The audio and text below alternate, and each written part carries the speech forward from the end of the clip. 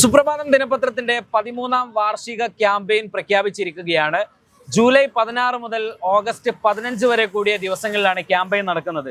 ഇനി ക്യാമ്പയിനെ കുറിച്ച് പറയുമ്പോൾ ഒത്തിരി സ്വപ്നങ്ങളെക്കുറിച്ചും ഒത്തിരി കാര്യങ്ങളെക്കുറിച്ചും സംസാരിച്ച് തന്നെ പോകണം എന്നാണ് നമ്മൾ ആഗ്രഹിക്കുന്നത്.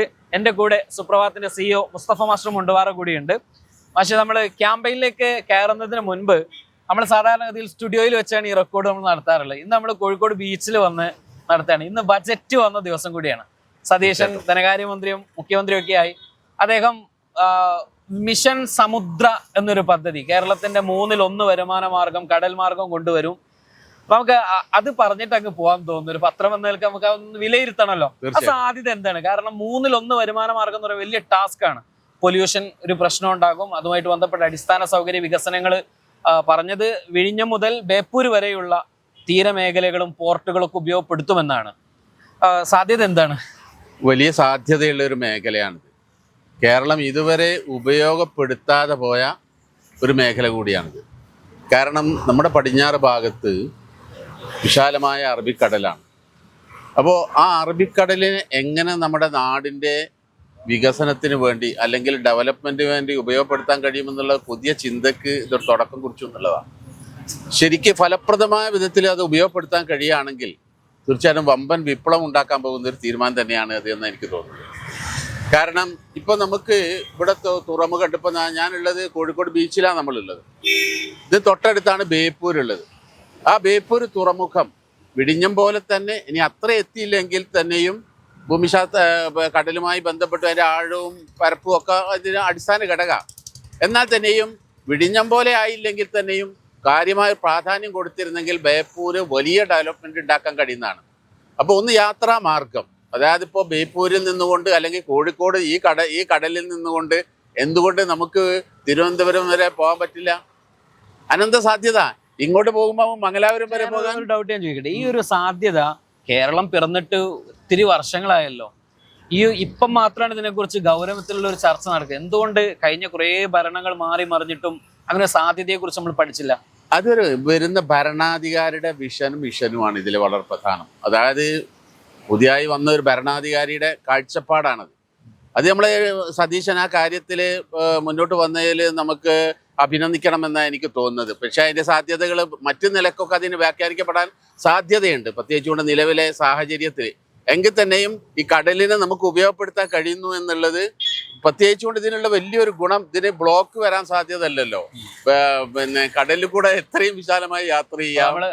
6 വരിപ്പാത പണിയും 6 വരിപ്പാത പണിയണം. ഇവിടെ ഒന്നും പണിയണ്ട. 600 വരിപ്പാത തന്നെ നമുക്ക് ഇതിൽ ഉണ്ടാക്കാൻ പറ്റുന്ന. അപ്പോൾ അനന്തമായ സാധ്യതയുള്ള ഒരു മേഖല തന്നെയാണ്.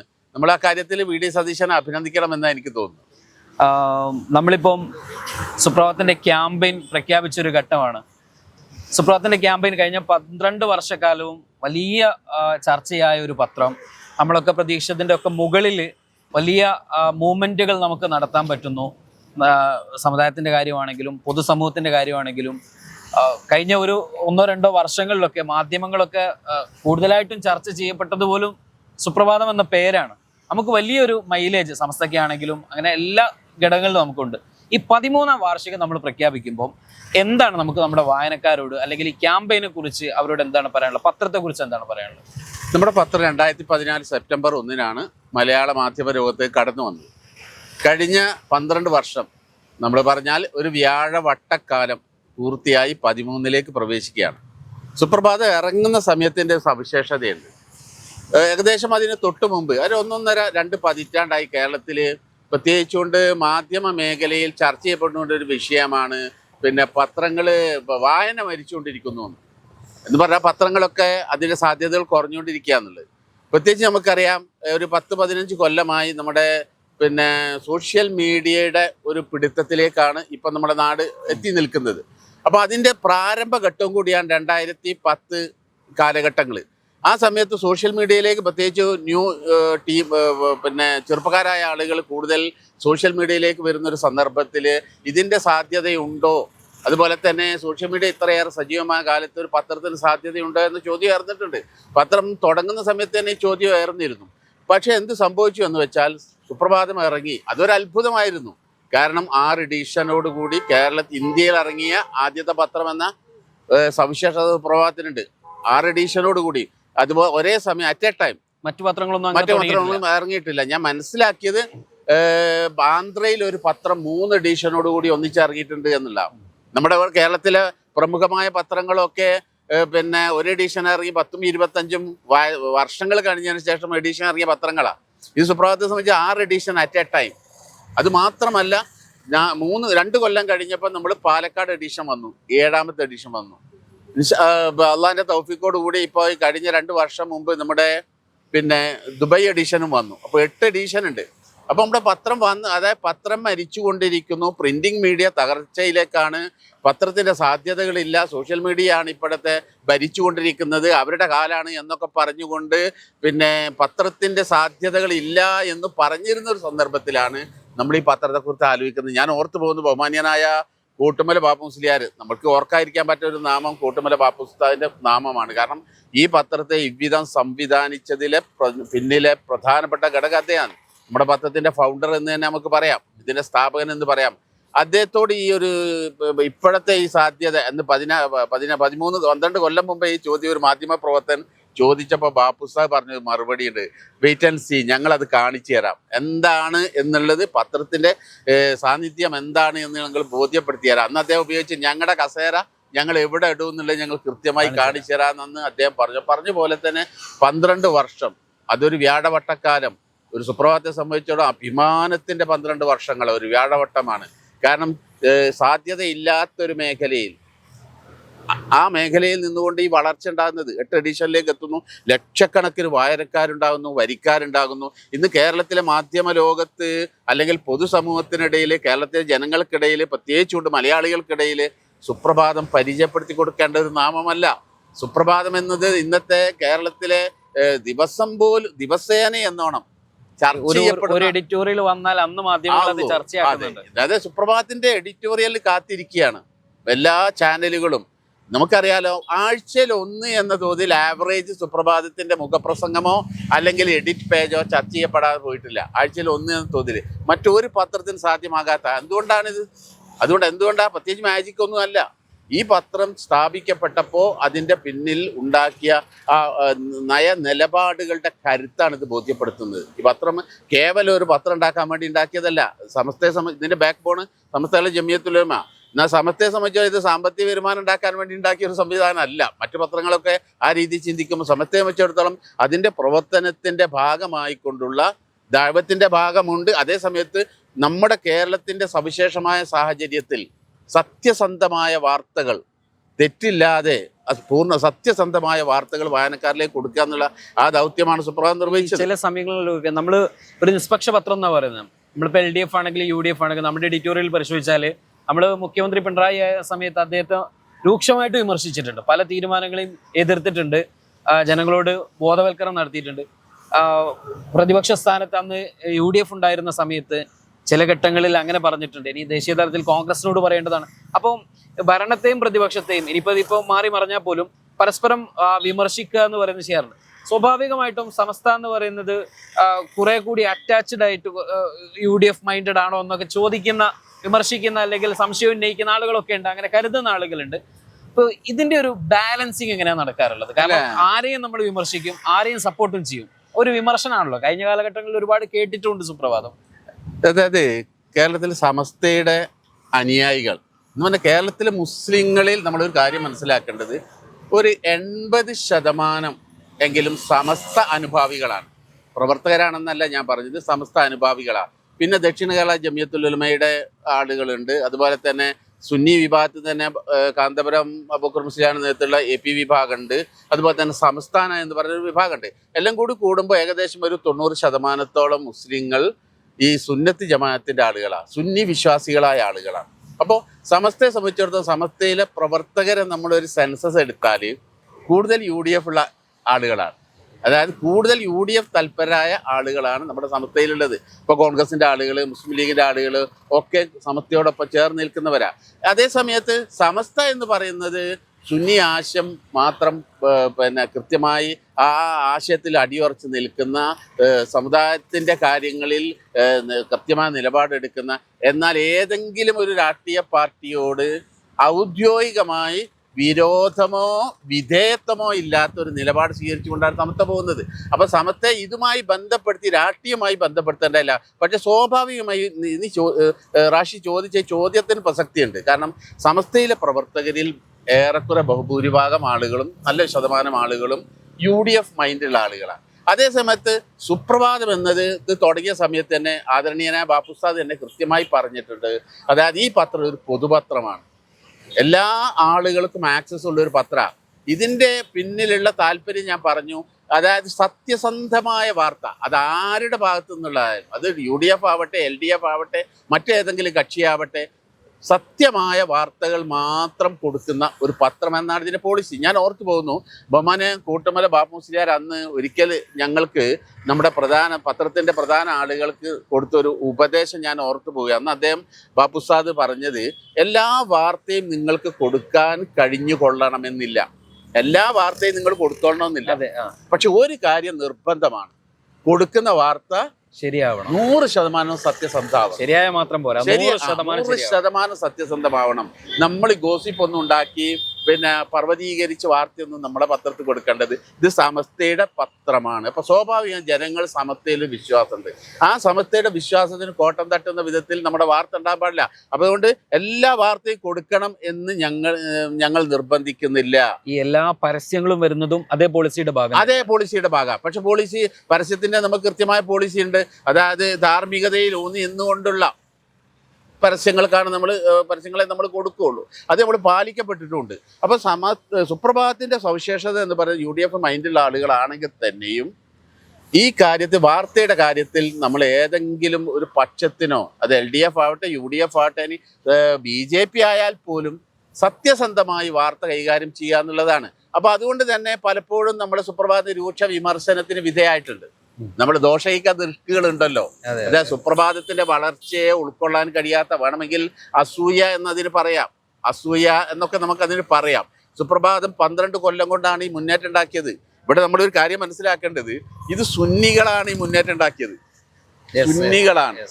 ഇവിടെ ഒരു പൊതുധാരണ ഉണ്ട്. ഈ സുന്നികൾ എന്ന് പറഞ്ഞാൽ, സമസ്തക്കാർ എന്ന് പറഞ്ഞാൽ ഇവരിതിനൊന്നും കൊള്ളാത്തവരാണ്, കഴിവില്ലാത്തവരാണ്, ഇവർ പത്രം നടത്താനൊന്നും കഴിയാത്തവരാണ് എന്നൊക്കെ ഒരു മുൻധാരണ നമുക്കിടയിൽ ചില ആളുകൾക്കുണ്ട്. ഞാൻ മാഷിത് പറയുമ്പോൾ ഒരു സംശയം കൂടി.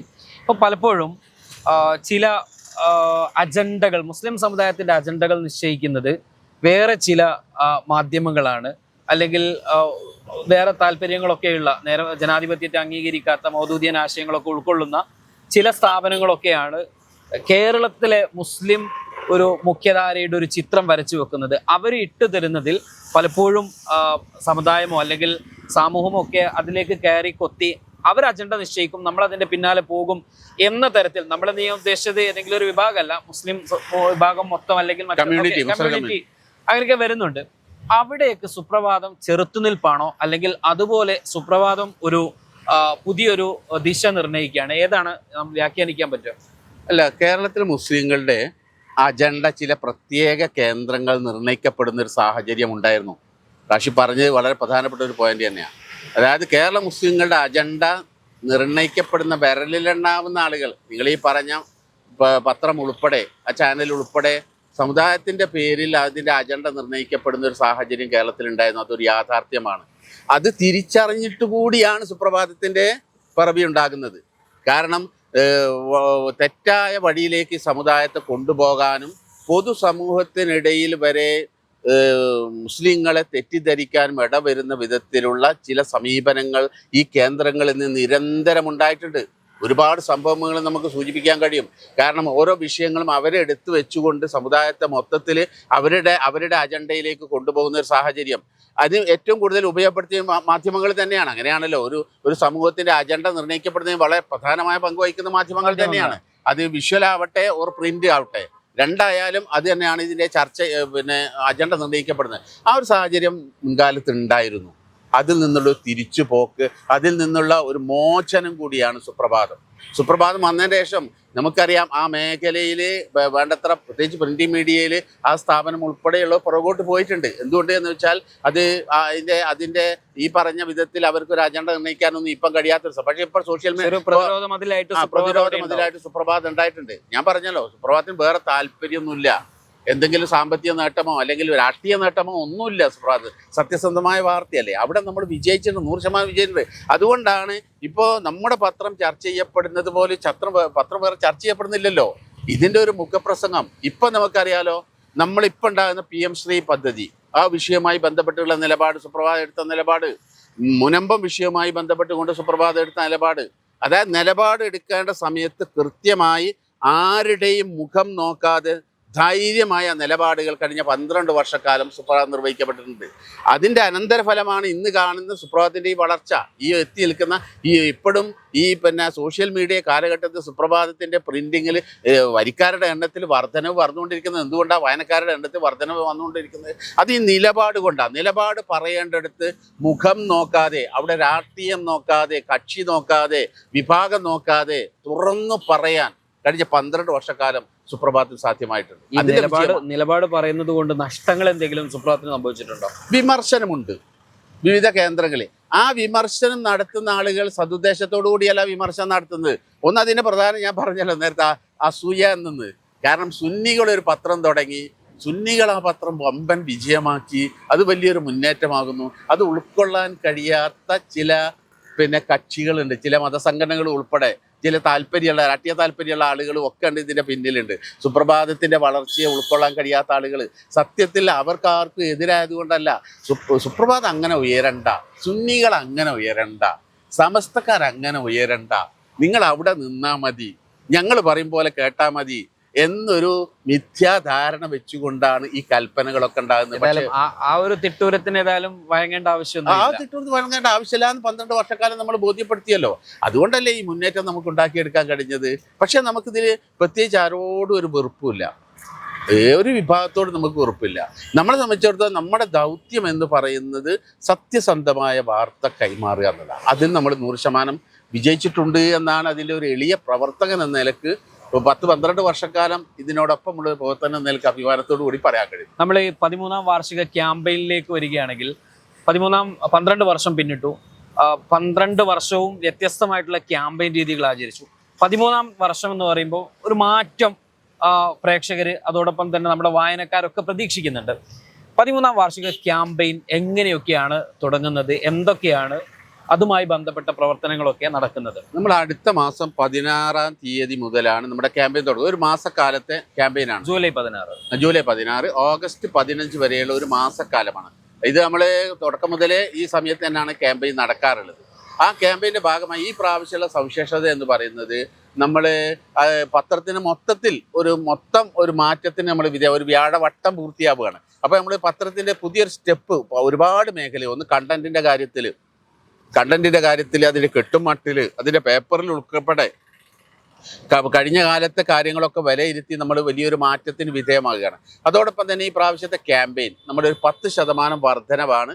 കഴിഞ്ഞ പ്രാവശ്യത്തിനേക്കാൾ 10% വർധനവാണ് നമ്മൾ വെക്കുന്നത്.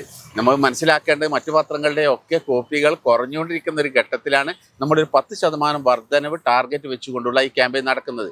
ഈ ക്യാമ്പയിൻ്റെ ഭാഗമായി നമ്മുടെ സംസ്ഥാനത്തെ മുഴുവൻ ഗ്രാമപ്രദേശങ്ങൾ മുതൽ പട്ടണ പ്രദേശങ്ങൾ വരെയുള്ള നമ്മുടെ സംഘടനാ നെറ്റ്വർക്കും അത് ഉപയോഗപ്പെടുത്തുകയാണ്. ഇപ്പോൾ നമുക്കറിയാം മദ്രസ സംവിധാനമാണ് നമ്മൾ പ്രധാനമായി ഇതിന് ഉപയോഗപ്പെടുത്താറുള്ളത്. ഇപ്പോൾ ആദരണീയരായ മൗലവികളാണ്, അവരാണ് ഈ പത്രത്തിൻ്റെ തുടക്കം മുതലിൻ്റെ ഔദ്യോഗിക നോഡൽ ഏജൻസി എന്ന് പറയുന്നത്. ഔദ്യോഗികമായി നമ്മുടെ സമസ്ത നിയമിക്കപ്പെട്ട ഏജൻസി എന്ന് പറയുന്നത് ജമിയത്തുൽ മുഅല്ലിമീനാണ്. ആ ജമിയത്തുൽ മുഅല്ലിമീൻ എന്ന് പറയുന്ന നെറ്റ്വർക്ക് ചെറുതല്ല. ഇന്ന് കേരളത്തിലെ ഏറ്റവും വലിയൊരു നെറ്റ്വർക്ക് സംവിധാനമാണ് ജമിയത്തുൽ മുഅല്ലിമീൻ. അട്ടപ്പാടി മുതൽ അങ്ങ് ലക്ഷദ്വീപ് വരെ, അങ്ങ് മംഗലാപുരം വരെ, ദക്ഷിണ കന്നഡ വരെ, അതുപോലെ ബാംഗ്ലൂർ, ഡൽഹിയിൽ, ലക്ഷദ്വീപിൽ, യൂറോപ്പിൽ, അമേരിക്കയിൽ, അത്ര വരെ മലയാളികൾ ഉള്ളിടത്ത് വരെ മുഴുവനും ഇതിൻ്റെ നെറ്റ്വർക്ക് ഉണ്ട്. ഇപ്പോൾ നമുക്കറിയോ, നമ്മുടെ സമസ്തയുടെ കീഴിലുള്ള മദ്രസ സംവിധാനത്തിനോടൊപ്പം തന്നെ ഇപ്പോൾ നമ്മൾ ആധുനിക കാലഘട്ടത്തിൽ ഏറ്റവും സാധ്യതയുള്ള ഒരു മേഖലയാണ് സോഷ്യൽ മീഡിയ. അതായത് നെറ്റ്വർക്ക് സംവിധാനം ഉപയോഗപ്പെടുത്തിയിട്ട് നമ്മുടെ ഈ ലേണിംഗ് സംവിധാനമുണ്ട്. അതുപോലെ 2 വർഷമായിട്ടേ തുടങ്ങിയിട്ടുള്ളത്. ഈ ലേണിംഗ് സംവിധാനം അത്ഭുതമാണ്. ഏകദേശം ലോകത്തെ 35 രാജ്യങ്ങളിൽ ഈ ലേണിംഗ് സംവിധാനത്തിലൂടെ കുട്ടികൾ പഠിക്കുന്നുണ്ട്. ഈ ലേണിംഗ് സംവിധാനം നമ്മുടെ സംസ്ഥാനത്ത് പോയാൽ നമുക്കത് കാണാൻ കഴിയും. വലിയൊരു സംവിധാനമാണ്. നമ്മൾ ഒന്നുകൂടി വിപുലപ്പെടുത്താൻ പോവുകയാണ്. കാരണം വലിയ സംവിധാനം ആവശ്യമുള്ളതാണ്. പിന്നെ ലോകത്തിൻ്റെ വിവിധ ഭാഗങ്ങളിലുള്ള കുട്ടികൾക്ക് തത്സമയം ഇപ്പോൾ നിങ്ങളിപ്പോൾ രാത്രി 12 മണിക്ക് അല്ലെ 2 മണിക്ക് നിങ്ങൾ സമസ്തയിലെ ഈ ലേണിംഗിൽ വന്നാൽ നിങ്ങൾക്ക് അവിടെ ക്ലാസ് എടുക്കുന്നത് കാണാം. രാത്രി 2 മണിക്ക്. ആ രാജ്യത്ത് പകലാണ്. അപ്പോൾ 24 മണിക്കൂറും പഠനം നടന്നുകൊണ്ടിരിക്കുന്ന സംവിധാനം. ആയിരക്കണക്കിന് കുട്ടികളാണ് പഠിക്കുന്നത്. അപ്പോൾ ഞാൻ സാധ്യത എല്ലാ മേഖലയും ഇപ്പോൾ നമ്മുടെ സ്കൂൾ വിദ്യാഭ്യാസത്തിന് വേണ്ടി അസ്മി സംവിധാനം, പിന്നെ KG കുട്ടികൾക്ക് വേണ്ടിയുള്ള അൽബിർ സംവിധാനം, അതുപോലെ തന്നെ ഫാദില SNEC വലിയ വിപ്ലവമാണ്. നമ്മൾ പിന്നെ 100 സ്ഥാപനങ്ങൾ ഓരോ വർഷവും ഇതിൽ അഫിലിയേറ്റ് ചെയ്തുകൊണ്ടിരിക്കുകയാണ്. അപ്പോൾ സമസ്തയുടെ ആ നെറ്റ്വർക്ക് സംവിധാനത്തിനോട് തുലനം നിൽക്കാൻ ഒരു സംവിധാനത്തിൽ അതിൽപ്പെട്ട ഏറ്റവും പ്രധാനപ്പെട്ട ജമിയത്തുൽ മുഅല്ലിമീൻ. ആ ജമിയത്തുൽ മുഅല്ലിമീനാണ് ഈ ക്യാമ്പയിന് നേതൃത്വം കൊടുക്കുന്നത്. ഈ പ്രാവശ്യം നമ്മൾ കഴിഞ്ഞതിന് ചെറിയ മാറ്റങ്ങൾ വരുത്തിയിട്ടുണ്ട്. ഈ പ്രാവശ്യം നമ്മൾ പൂർണ്ണമായും പിന്നെ ന്യൂസ് ഹബ് എന്ന് പറയുന്ന പിന്നെ സംവിധാനം ഉപയോഗപ്പെടുത്തിയിട്ടാണ്. എന്താ ആപ്ലിക്കേഷൻ ഉപയോഗിച്ചിട്ടാണ് ന്യൂസ് ഹബ് എന്ന ആപ്ലിക്കേഷൻ. അതിലൂടെയാണ് പിന്നെ വരിക്കാരെ ചേർക്കുന്നത്. അത് മാത്രമല്ല, നേരത്തെ പോലെ റെസിപ്റ്റ് മുറിച്ച് അങ്ങനത്തെ റെസിപ്റ്റ് ഉണ്ട്. പക്ഷെ അതേ സമയത്ത് അതിനല്ല നമ്മൾ പ്രാധാന്യം കൊടുക്കുന്നത്. കാലം മാറിയില്ലേ, പത്രം തുടങ്ങിയ അവസ്ഥയല്ല ഇപ്പോൾ ഉള്ളത്. ലോകത്ത് വലിയ മാറ്റമല്ലേ. അപ്പോൾ സ്വാഭാവികമായും സുപ്രഭാതത്തിനും അതിനോടൊപ്പം തന്നെ നിൽക്കാനേ പറ്റുള്ളൂ. അപ്പോൾ നമ്മൾ വരിക്കാരെ ചേർക്കുന്നത് ഉൾപ്പെടെയുള്ള മുഴുവൻ സംവിധാനം ഇപ്പോൾ നമ്മുടെ സമസ്തയുടെ കീഴിലുള്ള റേഞ്ചുകളുണ്ട്. ഈ റേഞ്ചുകളുടെ സവിശേഷത എന്താ അറിയോ? ഓരോ റേഞ്ചിനും പിന്നെ IT കോർഡിനേറ്റർമാരുണ്ട്. കാരണം മദ്രസയുടെ എല്ലാ പ്രവർത്തനവും പേപ്പർലെസ്സാണ്. ഇപ്പോൾ സമസ്തയുടെ മദ്രസയുടെ എല്ലാ പ്രവർത്തനവും ഇപ്പോൾ പേപ്പർലെസ് ആണ്. അതുപോലെ തന്നെ ഇപ്പോൾ ഇതിനെ പരിശോധിക്കുന്ന മുഫത്തിഷുമാരുണ്ട്, ഇൻസ്പെക്ടേഴ്സ്, മദ്രസ പരിശോധിക്കുന്ന അതുവരെ പൂർണ്ണമായും ഈ പറഞ്ഞ വിധത്തിൽ ഡിജിറ്റൽ സംവിധാനത്തിലേക്ക് മാറിക്കഴിഞ്ഞു. അപ്പോൾ അതിൻ്റെ ഭാഗമായി നമ്മുടെ ഈ നെറ്റ്വർക്കിൽ ജമിയത്തുൽ മുഅല്ലിമീൻ എന്ന് പറയുന്ന നെറ്റ്വർക്കാണ്. അപ്പോൾ നമ്മൾ ഈ പ്രാവശ്യം നമ്മൾ മറ്റൊരു സവിശേഷത ഉള്ളത് എന്തറിയോ? മദ്രസകളെ നമ്മൾ 5 സ്റ്റാറായി വിഭജിക്കുക, വരിക്കാരെ ചേർക്കുന്നത്. അവരുടെ അതായത് കഴിഞ്ഞ പ്രാവശ്യം നമ്മുടെ ക്യാമ്പയിനെ 8 കുട്ടിക്ക് ഒരു പത്രം, അതായത് നമ്മുടെ ടാർഗറ്റ്. മദ്രസയിൽ ഒരു 80 കുട്ടികളുണ്ടെങ്കിൽ അവിടെ മിനിമം എത്ര ഉണ്ടാവണമെന്നായിരുന്നു? 10 പേപ്പർ ഉണ്ടാവണമെന്ന് നമ്മുടെ ടാർഗറ്റ്. ഈ പ്രാവശ്യം നമ്മളത് മാറ്റി, അതിൽ മാറ്റം വരുത്തിയിട്ട് 2 കുട്ടിക്ക് ഒരു പത്രം ഉണ്ടാകും. അങ്ങനെ എത്തുന്ന മദ്രസകൾക്ക് 2 കുട്ടിക്ക് ഒരു പത്രം എന്ന വിധത്തിൽ എത്തുന്ന മദ്രസകൾക്ക് 5 സ്റ്റാർ പദവി നമ്മൾ കൊടുക്കുകയാണ്. 5 സ്റ്റാർ 5 സ്റ്റാറോട് കൂടിയ പദവി. അതിന് പ്രത്യേകിച്ച് ആനുകൂല്യങ്ങളും കമ്മീഷൻ പിന്നെ സമ്മാനങ്ങളും ഒക്കെ ഉണ്ട്. ഓരോ സ്റ്റാറിന് സമ്മാനമുണ്ട്. അതുപോലെ തന്നെ 2-3 കുട്ടികൾക്ക് ഒരു പത്രം വരികയാണെങ്കിൽ അത് നമ്മൾ 4 സ്റ്റാർ കൊടുക്കുക. അതുപോലെ തന്നെ 5 കുട്ടികൾക്ക് ഒരു പത്രം വരികയാണെങ്കിൽ നമ്മൾ 3 സ്റ്റാർ കൊടുക്കുക. 10 കുട്ടികൾക്ക് ഒരു പത്രമാണെങ്കിൽ 2 സ്റ്റാർ. 15 കുട്ടികൾക്ക് ഒരു പത്രമായിട്ടാണെങ്കിൽ 1 സ്റ്റാർ. ഈ സ്റ്റാർ സംവിധാനത്തിലൂടെയാണ് ഇപ്പം നമ്മുടെ ഈ പ്രാവശ്യത്തെ ക്യാമ്പയിൻ നമ്മൾ നടത്തുന്നത്. അപ്പോൾ എല്ലാവിധ ഡിജിറ്റൽ ആയിക്കൊണ്ടുള്ള ഒരു സംവിധാനത്തിലൂടെയാണ്. ഞാൻ മനസ്സിലാക്കുന്നിടത്തോളം എന്ത് പ്രിന്റിംഗ് മേഖലയ്ക്ക് എന്ത് തിരിച്ചടികൾ നേരിട്ടാലും സുപ്രഭാതത്തെ സംബന്ധിച്ചിടത്തോളം അതിൻ്റെ വരിക്കാരുടെ എണ്ണത്തിലോ വായനക്കാരുടെ എണ്ണത്തിലോ ഒരു കുറവുണ്ടായിട്ടില്ല. എന്ന് മാത്രമല്ല, ഈ പ്രാവശ്യം റിക്കാർഡ് എണ്ണത്തോടു കൂടിയായിരിക്കും ഈ പ്രാവശ്യത്തെ ക്യാമ്പയിൻ അവസാനിക്കുക എന്നാണ് ഞാൻ മനസ്സിലാക്കുന്നത്. അതിന് ഏതൊക്കെ രീതിയിലൂടെയാണ് ഇതിൻ്റെ പ്രവർത്തനങ്ങൾ നടക്കേണ്ടത്? ഇനി മദ്രസ തലങ്ങളിൽ നമ്മൾ അതിൻ്റെ ഇതിൻ്റെ സന്ദേശം എത്തിക്കും. ഇപ്പോൾ നമ്മൾ 24-ാം തീയതി നമ്മുടെ സംസ്ഥാനത്ത് മൊത്തം ഉള്ള കോർഡിനേറ്റർമാരുണ്ട്. അത് ജില്ലാ കോർഡിനേറ്റർ, മേഖലാ കോർഡിനേറ്റർമാരും അവരുടെ പ്രത്യേക ക്യാമ്പ് കൊയിലാണ്ടി അകലാട് വെച്ചുകൊണ്ട് അവിടെ പുഴയിൽ വെച്ചു പിന്നെ ബോട്ടിൽ വെച്ചുകൊണ്ട് നടക്കുക. ഒരു ദിവസം 1 ഡേ ക്യാമ്പ് എല്ലാ വർഷവും നടത്താറുള്ളതാണ്. ഈ പ്രാവശ്യം ആ ക്യാമ്പ് നടക്കുകയാണ്. അതോടുകൂടി നമ്മുടെ ഇതിൻ്റെ പ്രവർത്തനങ്ങൾ ആരംഭിച്ചു കഴിഞ്ഞു. ക്യാമ്പയിൻ്റെ പ്രവർത്തനങ്ങൾ പിന്നെ ചലിച്ചു തുടങ്ങാൻ തുടങ്ങും. നമ്മൾ സെപ്റ്റംബർ 1 നമ്മൾ ഉദ്ദേശിക്കുന്ന വിധത്തിൽ പുതിയ 13ാമത്തെ കൊല്ലത്തെ പത്രം നമ്മൾ ഇൻഷാ അല്ലാഹ് നമ്മൾ കൊടുക്കും. ഈ 13ാം വർഷം പത്രത്തിന്റെ കെട്ടിലും മറ്റിലും മാറ്റങ്ങൾ വരും. അതെ, എല്ലാ അർത്ഥത്തിലും മാറ്റങ്ങൾ വരും. അത് നമ്മൾ ഓരോ വർഷവും ഡെവലപ്പ് ചെയ്തുകൊണ്ടിരിക്കുക. ഓരോ വർഷവും നമ്മൾ അങ്ങനെയാണല്ലോ നമുക്ക് പോരായ്മകൾ കണ്ടെത്തി അത് തിരുത്തി അത് റെക്ടിഫൈ ചെയ്ത് അതിലാവശ്യമായ അപ്ഡേഷൻ നടത്തിയാണ് നമ്മൾ മുന്നോട്ട് പോകുന്നത്. അല്ല, എല്ലാ കാര്യങ്ങളും നമ്മളത് മുന്നോട്ട് പോകുന്നുണ്ട്. കാരണം ഇതിൻ്റെ പിന്നിൽ നല്ലൊരു ടീമുണ്ട്. സുപ്രഭാതത്തിൻ്റെ പിന്നിൽ സമർത്ഥമായി അതിനു വേണ്ടി അധ്വാനിക്കാൻ പറ്റുന്ന നല്ലൊരു ടീമുണ്ട്. സയ്യിദുൽ ഉലമയുടെ നേതൃത്വം. സയ്യിദുൽ ഉലമ കൽപ്പിച്ചാൽ അതിൽ പ്രവർത്തിക്കാൻ സന്നദ്ധരായ നല്ലൊരു ടീമാണ് സുപ്രഭാതത്തിൻ്റെ വിജയത്തിൻ്റെ പിന്നിലുള്ളത്. അവർ നിരന്തരമായ മീറ്റിങ്ങുകൾ ചേർന്നുകൊണ്ട് സംവിധാനം ഉണ്ടാക്കുന്നുണ്ട്. ഈ പ്രാവശ്യം നമ്മൾ ഒന്നുകൂടി ചെയ്യുന്നുണ്ട്. ഈ പ്രാവശ്യത്തെ സവിശേഷത എന്ന് പറഞ്ഞാൽ നമ്മൾ സെറ്റ് എന്നൊരു സംവിധാനം തുടങ്ങുന്നു. സെറ്റ്, സുപ്രഭാതം എംപവർമെന്റ് ടീം എന്നാണ് അതിൻ്റെ ഫുൾ ഫോം. എന്താണ് സെറ്റ് എന്ന് പറയുമ്പോൾ എന്താണ് സെറ്റ് എന്ന് ഉദ്ദേശിക്കപ്പെടുന്നത്? പത്രത്തിന് 365 ദിവസവും പത്രത്തിന് ആവശ്യമായ സപ്പോർട്ട് താഴെ തലത്തിൽ നിന്ന് ലഭിക്കുന്നതിന് ഉതകുന്ന വിധത്തിലുള്ള ഒരു നെറ്റ്വർക്ക് ഉണ്ടാക്കുക എന്നുള്ളതാണ്. അപ്പോൾ ചിലയിടങ്ങളിലൊക്കെ സുപ്രഭാതം റീഡേഴ്സ് ഫോറം ഉണ്ട്, അതാണോ ഇത്? അതെ, റീഡേഴ്സ് ഫോറം എന്നാണ് ഇതുകൊണ്ട് ഉദ്ദേശിക്കപ്പെടുന്നത്. അത് റീഡേഴ്സ് ഫോറം എന്ന് പറയുന്നവർ കേവലം ഒരു വായനക്കാരുടെ കൂട്ടായ്മ എന്നതിലപ്പുറം സുപ്രഭാതത്തിന് അപ്ഡേറ്റ് ആയിട്ടുള്ള ഓരോ കാര്യങ്ങളും. ഇപ്പോൾ അവിടെ ഒരു സംഭവം ഉണ്ടായി, ഒരു നാട്ടിൽ പിന്നെ ഒരു അപകടമുണ്ടായി. ആ അപകടമുണ്ടെങ്കിൽ ആ സ്പോട്ടിൽ ആ വാർത്ത അവിടെ നിന്ന് കളക്ട് ചെയ്ത് നമ്മുടെ ഓഫീസിലേക്ക് കിട്ടുന്ന പദ്ധതിയിൽ നെറ്റ്വർക്ക് നമ്മൾ ഉദ്ദേശിക്കുന്നത് വിപുലമായ താല്പര്യത്തോടു കൂടിയാണ്. അതായത് കേവലം ഒരു ക്യാമ്പയിന് മാത്രമല്ല, ക്യാമ്പയിൻ നമ്മൾ പ്രധാനമായി ഉദ്ദേശിക്കപ്പെടുന്നുണ്ട്. ക്യാമ്പയിനിൽ അവർ ഉപയോഗപ്പെടുത്തുന്നതോടൊപ്പം നമ്മൾ പത്രത്തിൻ്റെ വാർത്തയും ചരമവാർത്ത ഉൾപ്പെടെ പ്രധാനപ്പെട്ട സംഭവങ്ങൾ അപ്ഡേറ്റ് ആയിട്ട് ആ സെക്കൻഡ് തന്നെ അത് എടുത്ത് നമുക്ക് നമ്മുടെ ഇതിലേക്ക് എത്തിക്കാൻ പറ്റുന്ന വിധത്തിലുള്ള സംവിധാനം. അത് സ്പെഷ്യലായിട്ട് എന്തെങ്കിലും എസ്പെഷ്യലി പ്ലാറ്റ്ഫോമുകൾ എന്തെങ്കിലും ഉണ്ടാവോ? അതെ, അതാണ് ആ സ്പെഷ്യൽ പ്ലാറ്റ്ഫോമാണ്. അത് കമ്മിറ്റിയാണ്. ജില്ലകളിൽ അതിന് കമ്മിറ്റി ഉണ്ടാവും, എല്ലാ ജില്ലകളിലും കമ്മിറ്റി ഉണ്ടാവും, റേഞ്ചുകളിൽ കമ്മിറ്റി ഉണ്ടാവും. അതോടൊപ്പം തന്നെ പത്രത്തിന് ചില സ്ഥലങ്ങളിൽ ചില നെഗറ്റീവായ നീക്കങ്ങൾ നടക്കുന്നുണ്ട്. നമുക്കറിയാം, കഴിഞ്ഞ വർഷവും 10 വർഷമൊക്കെ ഉണ്ടായിരുന്നു. ഈ പ്രാവശ്യം നമ്മൾ ചില സ്ഥലങ്ങളിൽ അത് പ്രതീക്ഷിക്കപ്പെടുന്നുണ്ട്, മുൻകൂട്ടി കാണുന്നുണ്ട്. അതിനെ നമ്മൾ കവർ ചെയ്യാൻ പറ്റുന്ന വിധത്തിൽ നമ്മൾ ഒരു ക്ലൗഡ് സോൺ എന്നൊരു സോൺ ഇപ്പം തിരിക്കുന്നുണ്ട്. ക്ലൗഡ് സോൺ ചെറിയ ചെറിയ പ്രശ്നമുള്ളവിടത്ത് അവിടെ നമ്മൾ പരിഹരിക്കാനാണോ അല്ലെങ്കിൽ പരിഹരിക്കാൻ വേണ്ടി അവിടെ നമ്മൾ ഈ ഇതിൻ്റെ സെറ്റ് ഉണ്ടാക്കും. നമ്മൾ ഘടനം എന്ന് പറയുന്നത് ജില്ലാ ഘടകം ഉണ്ടാവും, പിന്നെ റേഞ്ച് ഘടകം ഉണ്ടാവും, പഞ്ചായത്ത് ഘടകവും ഉണ്ടാവും. ആവശ്യമുള്ളവർക്ക് പഞ്ചായത്ത് ഘടകം ഉണ്ടാവും. പിന്നെ അനിവാര്യമായ സ്ഥലത്ത് ഈ പറഞ്ഞ റെഡ് സോൺ എന്ന് പറയാം, നമ്മളതിന് പേര് കൊടുത്തത് ക്ലൗഡ് സോൺ എന്നാണ്. ആ റെഡ് സോൺ ഉള്ള സ്ഥലങ്ങളിൽ, അതായത് പത്രത്തിനെതിരെ ചില ആന്റി നീക്കങ്ങളൊക്കെ ഉണ്ട്. നമ്മളത് ഏശാനൊന്നും പോകുന്നില്ല, അങ്ങനെ ആരും ശ്രമിച്ചിട്ടും കാര്യമൊന്നുമില്ല. അതിനൊക്കെ നമ്മൾ അതിജീവിക്കും. കാരണം നമ്മുടെ നെറ്റ്വർക്ക് എന്ന് പറയുന്നത് സമസ്തയുടെ നെറ്റ്വർക്കിനൊന്നും തകർക്കാൻ ആർക്കും കഴിയില്ല. കാരണം SKSFന്റെ ചടുലമായ കുട്ടികളുണ്ട്, സുന്നി യുവ സംഘത്തിൻ്റെ പ്രവർത്തകരുണ്ട്, നല്ല ഉസ്താദുമാർ ധാരാളമുണ്ട്, മുത്താലിമീങ്ങൾ ധാരാളമുണ്ട്. അപ്പോൾ ഇനി എവിടെയെങ്കിലും ഉണ്ടെങ്കിൽ തന്നെ അവിടെ നമ്മുടെ ക്ലൗഡ് സോൺ ആ ഏരിയ പെടുത്തിയിട്ട് ഈ സെറ്റ് അവിടെയും കൂടി നമ്മൾ ഉണ്ടാക്കുന്നത്.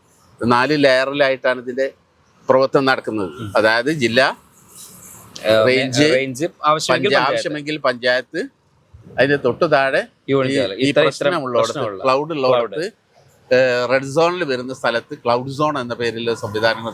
അപ്പൊ നമ്മുടെ എല്ലാ സംവിധാനവും ഒരുക്കിയിട്ടാണ് ഈ പ്രാവശ്യത്തെ ക്യാമ്പയിൻ നടത്തുന്നത്. ഏതായാലും ആ ക്യാമ്പയിനിൽ വലിയ പ്രതീക്ഷയും വിജയവും ഉണ്ടാവട്ടെ എന്ന് തന്നെ നമുക്ക് പറയാം. നമ്മൾ നേരത്തെ ജമിയത്തുൽ മുഅല്ലിമീൻ ഉസ്താദുമാരെ കുറിച്ച് പറയുമ്പം SKSFനെ നമ്മൾ ഇതിൽ സ്മരിക്കാതെ പോകുന്നത് ശരിയല്ലാന്ന് എനിക്ക് തോന്നുന്നു. ആയതുകൊണ്ടുകൂടി ആയിരിക്കും അത് പറയുന്നത് ഞാൻ മനസ്സിലാക്കുന്നത്. അപ്പൊ SKSF നന്നായി സപ്പോർട്ട് ചെയ്തത്. ഇതിന്റെ നോഡൽ ഏജൻസി ജമിയത്തുൽ മുഅല്ലിമീൻ, ഔദ്യോഗികമായി നമ്മൾ ഏൽപ്പിക്കപ്പെട്ട ഏജൻസി. കാരണം ആ നെറ്റ്വർക്ക് എല്ലാ സ്ഥലത്തും ഉണ്ട്. അട്ടപ്പാടിയിൽ വരെ ഉണ്ട്. കാരണം നമ്മുടെ പത്രം കിട്ടാത്ത ഗ്രാമപ്രദേശങ്ങളിലെ എല്ലാ സ്ഥലത്തും നമ്മുടെ പത്രം കിട്ടും. അതോടൊപ്പം തന്നെ നമ്മുടെ SKSF എന്ന് പറയുന്ന സംവിധാനം അവർക്ക് നോഡൽ ഏജൻസിയിൽ വരില്ലെങ്കിലും അവരാ സപ്പോർട്ട് ചെയ്തുകൊണ്ട് ആ കാര്യങ്ങളൊക്കെ നടക്കുന്നത്. എല്ലാ ഗ്രാമപ്രദേശങ്ങളിലും SKSFന്റെ സംഘടനാ സംവിധാനം ഇന്ന് നിലവിലുണ്ട്. അപ്പോൾ നെറ്റ്വർക്കിൽ 2ാം സ്ഥാനത്ത് നിൽക്കുന്നത് SKSF ആണ്. സമസ്തയുടെ 14 ഘടകങ്ങളിൽ നെറ്റ്വർക്കിൽ 2ാം സ്ഥാനത്തുള്ള SKSF തന്നെ. അത് പരമാവധി നമ്മൾ ഉപയോഗപ്പെടുത്തിയിട്ടുണ്ട്. അവർ പൂർണ്ണമായി ഇതിനോടൊപ്പം ചേർന്ന് നിൽക്കുന്ന ഇതിന്റെ പ്രവർത്തനം. അവസാനമായിട്ട് നമ്മൾ ഒരു പൊതുസമൂഹത്തിലേക്ക് പത്രം കുറെ കൂടി സ്വീകാര്യമായി വരേണ്ടതിൻ്റെ ഒരു ആവശ്യകത, അല്ലെങ്കിൽ സമസ്ത എന്ന സംഘടനാ സംവിധാനത്തിലും സുന്നി എന്ന് പറയുന്ന ഒരു പ്ലാറ്റ്ഫോമിലും പത്രം ഒരു നദിയിൽ എന്ന ഒരു ബോട്ട് ഒഴുകുന്ന പോലെ ഒഴുകുന്നുണ്ട്. നമ്മളതിനെ അങ്ങനെ കൊണ്ടുപോകുന്നുണ്ട്. പക്ഷെ പബ്ലിക് എന്ന് പറയുന്ന ഒരു പ്ലാറ്റ്ഫോമിലേക്ക് നമ്മൾ എത്തുമ്പോൾ കുറെ കൂടി അതിൻ്റെ ചില ഏരിയകളൊക്കെ ലംഘിച്ചൊക്കെ പോവേണ്ടതില്ലേ? അല്ല, അപ്ഡേഷൻ വേണം. അത് ആ നിലയ്ക്ക് നമ്മൾ കാര്യങ്ങൾ പോകുന്നത്. എന്നാൽ നമുക്ക് ചില പരിമിതിയുണ്ട്, അത് നമ്മൾ പറയണമല്ലോ. നമുക്ക് മറ്റ് പത്രങ്ങളെ പോലെ പറ്റില്ല. ഇപ്പോൾ പരസ്യം, സുപ്രഭാതത്തിൻ്റെ 30% പരസ്യങ്ങളാണ് നഷ്ടപ്പെട്ടുകൊണ്ടിരിക്കുന്നത്. നമ്മുടെ പോളിസിയുടെ ഭാഗമായി 30% പരസ്യം വരുന്നുണ്ട്. പക്ഷെ നമ്മൾ പരസ്യം ഇഷ്ടം പോലെ വരുന്നുണ്ട്. കാരണം അത് വായനക്കാർക്ക് അറിയാലോ, കമ്പനികള് പിന്നെ കോർപ്പറേറ്റ് സ്ഥാപനങ്ങൾക്ക് അറിയാലോ, പത്രത്തിന് വായനക്കാരുണ്ട്, വരിക്കാരുണ്ട് എന്ന ബോധ്യം അവർക്കുള്ളതുകൊണ്ടാണ് പരസ്യം ഇഷ്ടം പോലെ നമുക്ക് വരുന്നുണ്ട്. ഒരു 30% പരസ്യം നമ്മൾ നിരാകരിക്കുകയാണ്. അതിൻ്റെ കാരണം എന്ത് പറയുക, നമ്മുടെ പോളിസി കൊണ്ടാണ്. നമ്മൾ എല്ലാ പരസ്യവും എടുക്കാൻ പറ്റില്ല. ഇപ്പം നമ്മളതിൽ സിനിമാ പരസ്യം ഉണ്ടാവില്ല, ലോട്ടറിയുടെ പരസ്യം ഉണ്ടാവില്ല, അതുപോലെ തന്നെ പിന്നെ വൾഗറായ സ്ത്രീകളെ വെച്ചുകൊണ്ടുള്ള പരസ്യം നമുക്ക് ഉണ്ടാവില്ല.